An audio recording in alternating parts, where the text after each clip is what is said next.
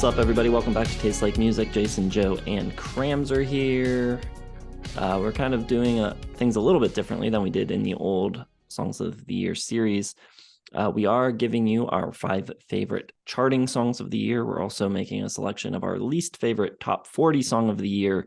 We're going to start with our Hot 100 picks. We're each choosing our 5 favorite of those. Number 5 for me is Mary on a Cross by Ghost. I didn't really like Impera at all, and this song I wouldn't say is amazing, but I do like the upbeat nature of it. I like the ride cymbal pattern in the chorus. I think it's pretty fun. I think Ghost get a decent amount of flack for not being metal enough, but I'm glad somebody is bringing some lightness and fun back to the genre. I've also got Gasoline by The Weeknd. I think this is one of those albums where pretty much every song on it charted when it came out. This one's really catchy. I like the production. I think there's some pretty cool synth sounds on this track. And I like the weird vocal treatments too. There's some like down-pitched vocals, I think, and some high, kind of squeaky, pitched up vocals. I like the line, I'm dozing off to REM. I'm trying not to lose my faith. Pretty decent song. Then I've got Bad Habit by Steve Lacy. Blows my mind that this song went to number 1. It's got like these Mac DeMarco kind of vibes to it. Really weird pop song. And then there's that like a cappella vocal only bridge, which is so weird for a hit song. I can't believe the radio even played it at all. And then for it to be such a big song, just kind of weird anomaly this year.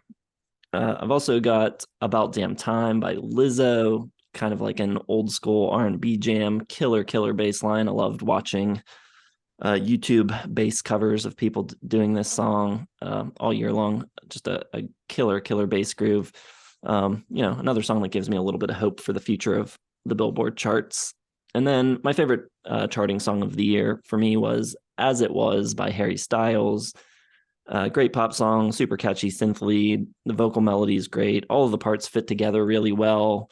Get those little like palm muted guitar things happening. Just really well produced, catchy tune. Sure, I'll go. Since you probably stole my Billboard songs. I think we have a bunch in common. That's funny. That would basically be my exact same list, barring one change I would have from Jason's if there weren't some weird anomalies this year on the Billboard charts. Number 5, I got Lizzo, About Damn Time. I just love the disco inspired bass line, and I like Lizzo. I think she's funny. I think the trademark awkward humor works really well. It's great flute work in there. Number 4 would be my one change from Jason. I'd swap out The Weeknd for Kendrick Lamar, The Heart Part 5, which they say it interpolates I Want You from Marvin Gaye, and Leon Ware and Arthur Ross got like a posthumous credit for it. But it's got that rich, lush 70s production, and Kendrick's really good flow and rapping over top. Number 3, As It Was, Harry Styles.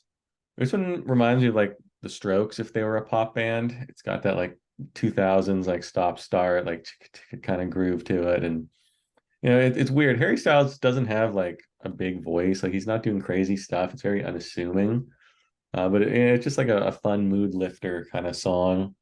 And 2 and 1, I mean, I like that Steve Lacy song a lot. But in this year, I'm going to go back to Nirvana for Something in the Way, which I don't know how it charted. I don't remember it being in a movie or anything, but somehow, some way, maybe some TikTok trend or something. It's in Batman. That's right. It is in Batman. Okay, so Batman. And that's how these songs are jumping on the charts, man. Batman and TikTok and whatever else.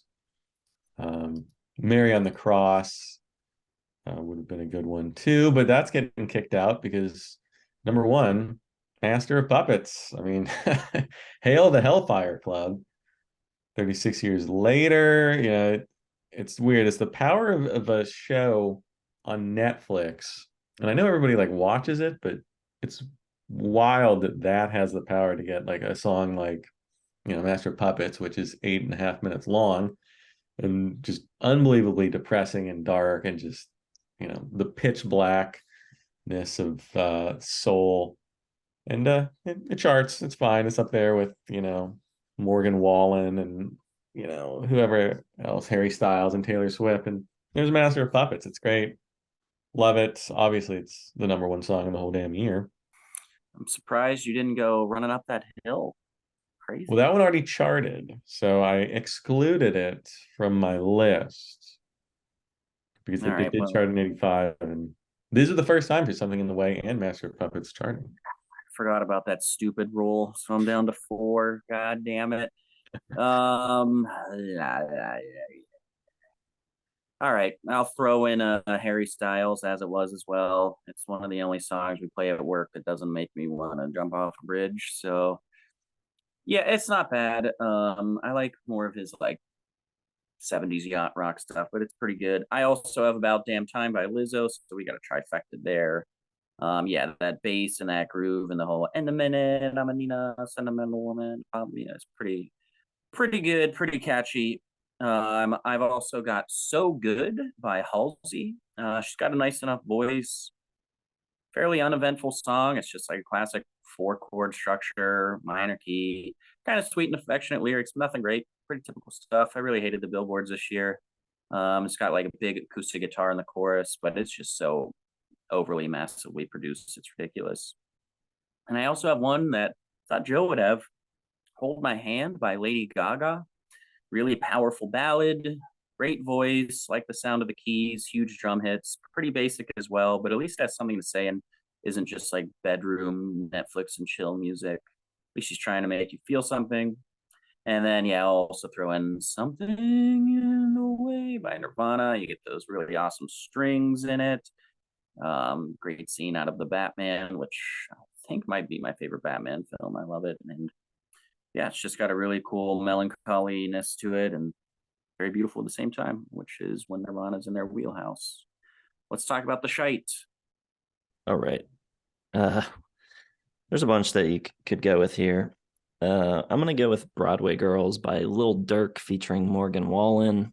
I think people really, really need to stop trying to make the country hip hop fusion happen. It does not work. It's a terrible sound. They do not go together at all. Stop trying to push these genres together.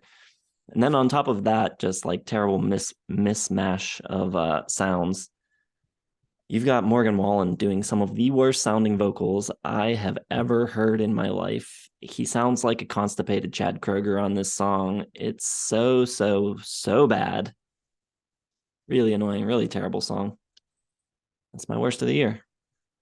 All right, my worst of the year. I was really trying to find something from Country Stuff, the album, but for some reason all the singles charted in 2021. So nothing was going to work because there's some just horrible songs off there. So I went with a kind of an obvious one. Maybe Crams will have the same. First Class by Jack Harlow. It does. This one, I mean, it sounds like a Lonely Island parody of a real song. Like, and maybe Jack Harlow's just an elaborate bit. Like, he's so bad, but Jason said he's hilarious on SNL. So maybe he's like just kind of trying to like infiltrate his way into the pop charts and into pop culture by being a horrible, just like completely lame rapper, but who's actually really funny. The line about like pineapple and semen on this track is just terrible.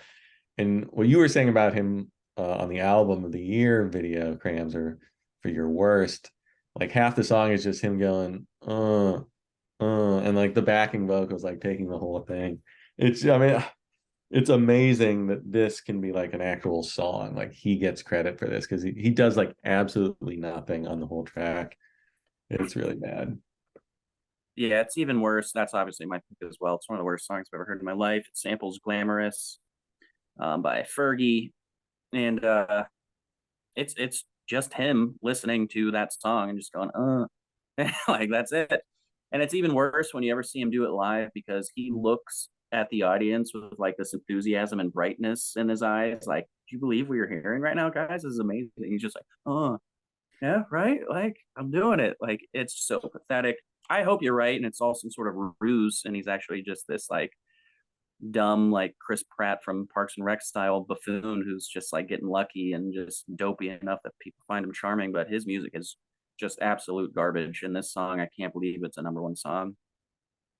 It's embarrassing. I honestly hate it so much that I can easily say it's one of the 10 worst songs I've ever heard in my life. I fucking hate it so much. Make sure you hit the like button, subscribe to the channel, and hit the bell for notifications. Follow all the links in the video description to Facebook, Twitter, Instagram, website, merch, Patreon, all that good stuff. And I guess we'll be seeing you in 2023. Thanks for watching.